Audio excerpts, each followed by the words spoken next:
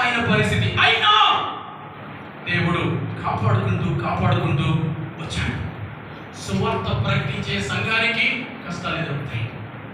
సువార్త ప్రకటించే సువార్థికునికి, కాపరికి, ఉపదేశకునికి, ప్రవక్త అను, అపోస్తలుడు ఏ టైటిల్ అన్న పెట్టుకో, విశ్వాసిని అను, సువార్త ప్రకటించే వారికి కష్టాలు ఎదురవుతాయి.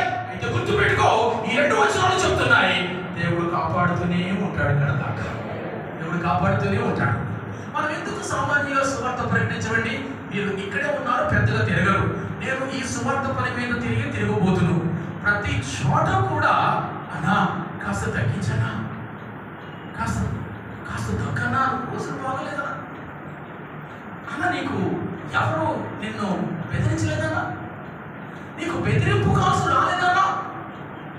ఇవి నేను వెళ్ళు ప్రతి స్థలంలో సామాన్యంగా సహజమైన ప్రశ్నలు అయిపోయాయి. ప్రియులారా, బహుశా ఆనాటి కాలంలో అపోస్తలుడైన పౌలు కూడా ఇలాంటి ఉచిత సలహాలు చాలా మంది పడేసి ఉంటారు. కానీ పౌలు అన్న మాట ఏంటంటే, నన్ను కాపాడుకోవడానికి నేను లేను, అందుకు నేను పిలువబడలేదు, అందుకు నన్ను అన్యజనులకు అపోస్తలుడిగా ఆయన పంపలేదు. అసలు నన్ను పంపినోడు కూడా కష్టాలు శ్రమలు వచ్చినప్పుడు దాక్కుని పారిపోలేదు, దానికి ఎదురైనాడు ఆయన. ఇవాళ లెంట్ సీజన్లో మనం చేస్తున్న ప్రతి ధ్యానానికి సంబంధించిన ప్రతి శ్రమ యేసుక్రీస్తుకు ఆయన అర్హుడై, నెరగాడై, తప్పు చేసిన వాడై పొందుకున్న శ్రమ కాదది. సువార్త గురించి పొందుకున్నాడు. దేవుని రాజ్య ప్రకటనలో భాగంగా పొందుకున్నాడు. ఎదురు వెళ్ళాడు. అపోస్తలుడైన పౌలు కూడా అదే పని చేస్తున్నాడు.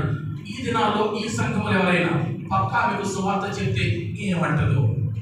నా భర్తకు చెబితే, నా భార్యకు చెబితే, మా పిల్లలకు చెబితే ఎదురు తిరుగుతారేమో. ఇలాంటి పనికి మారిన పిరికి పొంద ఐడియాలు నీ మైండ్ లోనికి ఏమైనా వచ్చి ఉన్నట్లయితే, నువ్వు సుదూర తీరాలు రోమ్ లాగా పౌలు యెరూషలేము నుంచి వెళ్ళినంత దూరాలు పోకపోవచ్చు కాక, నీ ఇంటిలో, నీ వీధిలో, నీ వాడలో, నీ బంధువుల సమక్షంలో నువ్వు సువార్త ప్రకటించడానికి లేకపోతే ఎందుకున్నాడు? Why are you here? ప్రియులారా, అయితే నిన్ను ఎవరో బెదిరించి ఉంటారు. నీకు పిరికి మనస్సు వచ్చి ఉంటుంది. నీ భర్త దగ్గరే నోరు తేవు, నీ బిడ్డల దగ్గరే నోరు తేవు. ప్రియులారా, అడుగుతున్నాను, ఇక్కడ వయసు వచ్చిన తల్లి తండ్రిని అడుగుతున్నాను, నీ కొడుకులు కూతుళ్ళు 14 years and above వయసు వచ్చి వారు ఇంకా మారు మనసు బాప్తిసం పొందకుండా ఉంటే నువ్వేం చేస్తున్నట్టు? ఈ పిల్లాడి మనసు నొప్పించనంత మహాసున్నితమైన తల్లివైపోయావా? నీ పిల్ల మనసు అంటే నొప్పి పడతామో అని అనకుండా సువార్తను దాటవేసే తండ్రివయ్యావా? ప్రియమైన దేవుని బిడ్డలారా, అపోస్తలుల కార్యాలు చదివితే ఇందాక విలియం బార్క్లీ అన్నట్టు ప్రభు కోసం మండేవాడు, ప్రభు కోసం రగిలేవాడు. నిత్యము పొగలతో స్వార్థ ప్రకటన కోసమైన రోజులపాటుతో, ఆసక్తితో, మంటతో మండకపోతే సంఘాలు జీవస్థలాల్లో ఉంటాయి. వాళ్ళకు తెల్లారితే గృహోపకరణము, గృహాలంకరణం లాగా మందిరాలంకరణలతోనే సరిపోతుంది. వాళ్ళ బడ్జెట్లన్నీ అక్కడికే పోతాయి. వాళ్ళ కార్యకలాపాల్లో, వాళ్ళ ప్లాన్ ఆఫ్ యాక్షన్ లో సువార్తకు, మిషన్స్ కి చోటు.